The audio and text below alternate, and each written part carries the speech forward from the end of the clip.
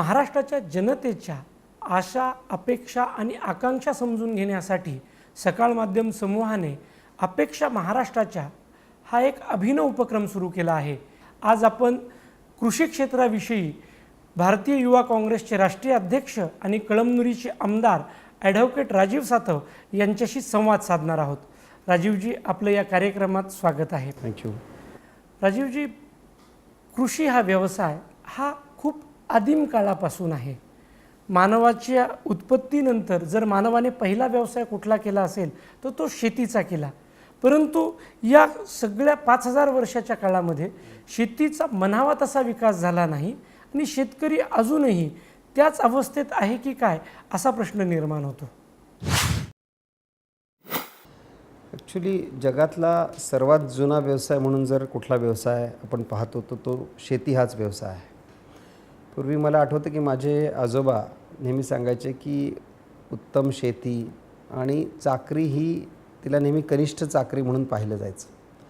पण आता जसं जसं काळ बदलत गेला तसं तसं उत्तम चाकरी म्हणायची वेळ आलेली आहे, उत्तम व्यापार म्हणायची वेळ आलेली आहे। पण शेतीकडे जो कल पाहिजे तो कल तेवढा तरुणांचा सुद्धा वाटत नाही आहे। त्याच्यामध्ये एकतर सगळ्यात महत्त्वाचं म्हणजे शेतीला काय हवं आहे, तर शेतीला व्यवस्थित पाणी असलं पाहिजे। जिथं पाण्याची सोय आहे तिथं शेतीचं चांगल्या पद्धतीनं वाढ झालेली दिसते। दुसरं, ज्या पद्धतीनं मजुरांची उपलब्धता आहे किंवा चांगलं पीक आल्यानंतरसुद्धा त्या पिकाला बाजारभाव मिळेलच याची शाश्वती नसते आणि त्याच्यामुळे कुठंतरी एक शाश्वत म्हणून त्याच्याकडे पाहिलं जात नाही, हा एक विषय आहे।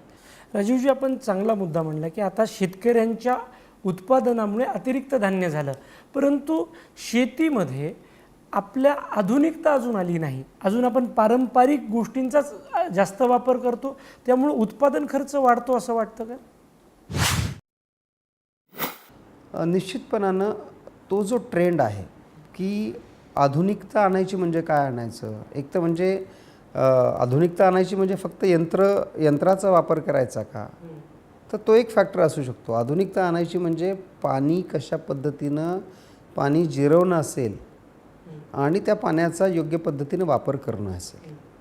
ज्या पद्धतीने इस्रायलमध्ये शेती होते की अत्यंत कमी पाऊस असूनसुद्धा सगळ्यात चांगली शेती इस्रायलमध्ये होते। का होते, तर त्यांनी पाणी कसं वापरायचं हे त्यांनी शिकलं। आपल्याकडं पाणी कसं वापरायचं हे महाराष्ट्रातल्या बहुतांश भागामध्ये आजही त्याच्या संदर्भामध्ये जागरूकता आणायची गरज आहे असं मला वाटतं। दुसरं, ज्या पद्धतीनं आधुनिक यंत्राचा वापर शेतीमध्ये व्हायला पाहिजे तेवढा अजून होऊ शकला नाही।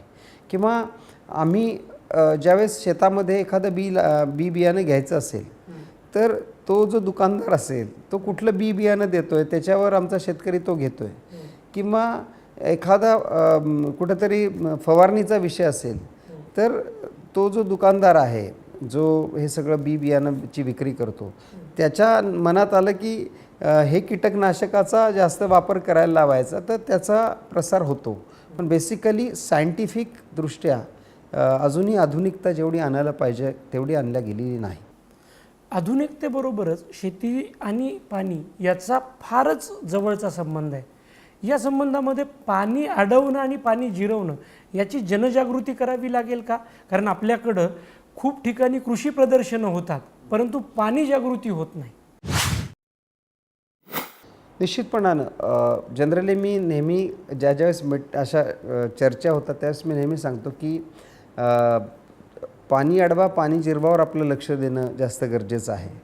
आपल्या राजकीय मंडळींचं असं होतं की ह्याची अडवा आणि त्याची जिरवा त्याच्यावर थोडासा जास्त भर राहतो, पण त्याच्यापेक्षा पाणी अडवा पाणी जिरवा या गोष्टीकडे भर होणं एक महत्त्वाचा गोष्ट आहे। आणि दुसरं तुम्ही जे सांगितलं की कृषी प्रदर्शनं होतात, आपण इव्हन टी व्हीवरचे सुद्धा कार्यक्रम पाहतो, बाकी पेपरचाही विषय असेल, पण पाण्याच्या संदर्भातली आणि पाणी अडवणं आणि पाण्याचा वापर करणं त्याची जागृती होणं या दृष्टीनं काम करणं अजूनही आवश्यक आहे। राजीवजी, कृषी क्षेत्राचे असे बरेच प्रश्न आहेत, त्यामध्ये एक महत्त्वाचा प्रश्न येतो, ग्रामीण भागामध्ये अजूनही रस्ते नाहीत, त्यामुळं शेतकऱ्याचा माल शहरापर्यंत आणता येत नाही, त्याची व्यवस्थिशीर मार्केटिंग करता येत नाही, तर एक साखळी निर्माण करण्याची वेळ आली आहे का?